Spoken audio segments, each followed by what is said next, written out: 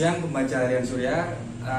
Saya Eko. Saat ini saya berada di kediaman Bapak Soim Anwar. Beliau adalah sastrawan sekaligus pengajar mata kuliah sastra Indonesia juga. Pak, gini, untuk tema obrolan sastra hari ini, saya mau bertanya ini, keterkaitan antara lokalitas dalam karya sastra gitu. Apa itu sih lokalitas itu, dan sangkut pautnya dengan karya sastra itu apa?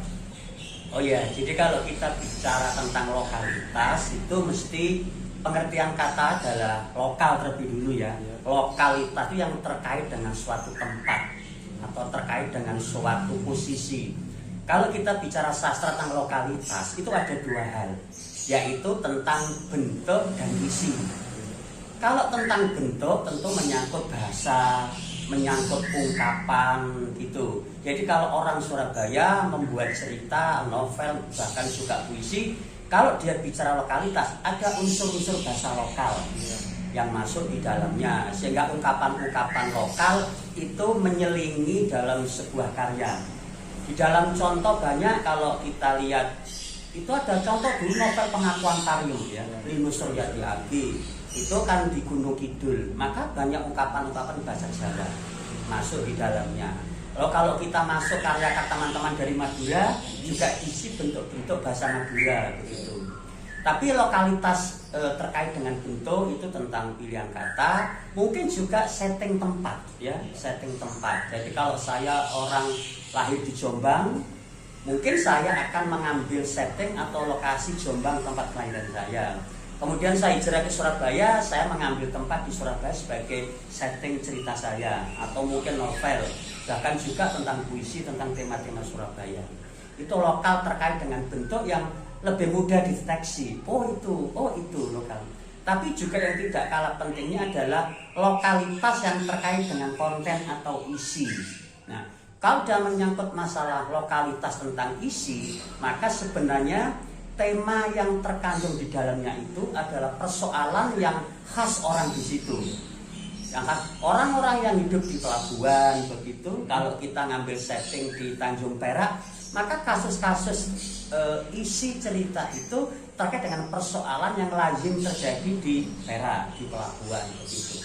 Sehingga lokalitas itu nanti harus menyangkut unsur sosiologis yang kuat. Ya. Kalau unsur sosiologisnya tidak kuat, maka biasanya lokalitasnya pinjam tempat. Ya. Iya, kesannya cuma menempel gitu. Yang nempel aja. Iya, itulah yang terjadi, bahwa lokalitas hanya meminjam istilah tempat lokal saja. Maka settingnya saja. Bentuknya lokal tapi konten atau isinya mungkin tidak lokal gitu. Atau mungkin persoalan-persoalan yang umum terjadi. Mungkin dalam masalah percintaan bisa terjadi di mana saja dan kapan saja, itu kita bisa minjam tempat di mana saja. Tapi itu tidak kuat kalau tidak disertai dengan bentuk bahasa, ungkapan, lingkungan, kebiasaan, tradisi orang di situ. Sehingga nanti konten itu harus masuk bersama bentuk, sehingga menjadi lokalitas yang sebenarnya. Saya umpamanya sering membuat cerita dengan lokal di luar negeri, bisa di Arab, bisa di Malaysia, di mana-mana. Tapi saya tidak berani terlalu masuk ke konten, sebab harus studi sosiologis yang kuat. Biasanya saya membawa persoalan orang-orang Indonesia yang hidup di sana. Semacam orang-orang belum mengenai. Betul. Ya persoalan TKI, TKW yang ada di Arab, saya ulas demikian rupa. Saya meminjam lokal atau tempat di sana. Jadi antara bentuk dan isi, kalau kita bisa lokal dengan kuat, itu harus sama-sama kuat. Pengalaman saya sebagai juri ya, penulisan cerita pendek maupun novel, Dewan Kesenian Jawa Timur ya, Balai Bahasa, baik Surat Jawa Timur maupun Pusat, itu biasanya lokalnya itu tidak kompak. Kadang-kadang hanya minjam tempat. Bahkan orang yang lahir di satu tempat mengambil lokalitas juga tidak tepat. Saya ambil contoh, ada sebuah cerita pendek yang ditulis santri dari Madura, di Sumeneb. Sebenarnya kan lokal banget itu kan. Itu dia sudah bisa mengambil setting pesantren, kehidupan di pesantren gitu. Tapi sayang, mungkin karena ingin gagal, itu dialognya itu pakai bahasa Jakarta. Lu di mana? Gue gitu.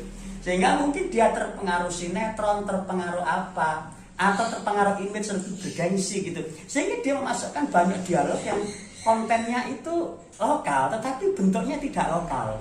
Itu yang masalah sosiologisnya. Sebenarnya dia paham tentang lokal di sana, tapi dia ingin tampil gagah, sehingga malah menjadi kelemahan dari sebuah cerita itu.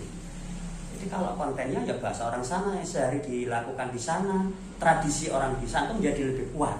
Jadi antara bentuk dan isi, lokalitas itu betul-betul dipertimbangkan. Gitu.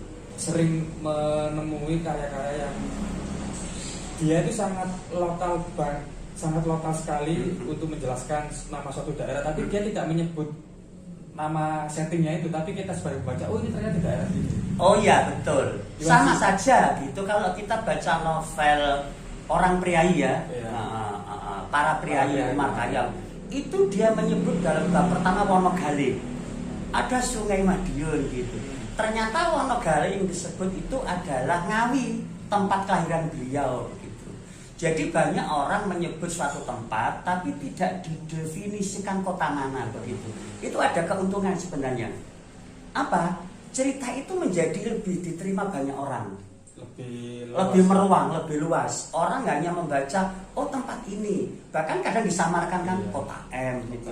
Kayak Hawu itu kan kota M gitu kan disamarkan. Sehingga orang di satu sisi itu menebak-nebak. Tapi bagi orang yang sudah paham tentang oh ini di sini gitu, ini di sini gitu. Tapi kalau toh disebut secara definitif tidak apa-apa saya pikir. Jadi lokalnya kuat, akarnya itu kuat gitu. Biasanya memang pengarang itu kalau menyebut nama suatu lokasi dengan sebenarnya itu ada perasaan nanti dikira kayak laporan, kayak berita gitu. Sehingga unsur imajinasi pembaca itu mungkin akan langsung menuju ke sana. Dan dikhawatirkan orang dari wilayah lain begitu tahu syuting ini wilayah ini di Surabaya, orang yang non Surabaya mungkin oh ini Surabaya saya nggak baca gitu mungkin itu, sehingga dia ingin menggeneralisasi setting, tetapi orang luar juga nggak tahu persis ini di mana. Ada untungnya sebenarnya itu. Tapi meskipun tidak disebut secara definitif itu harus kuat.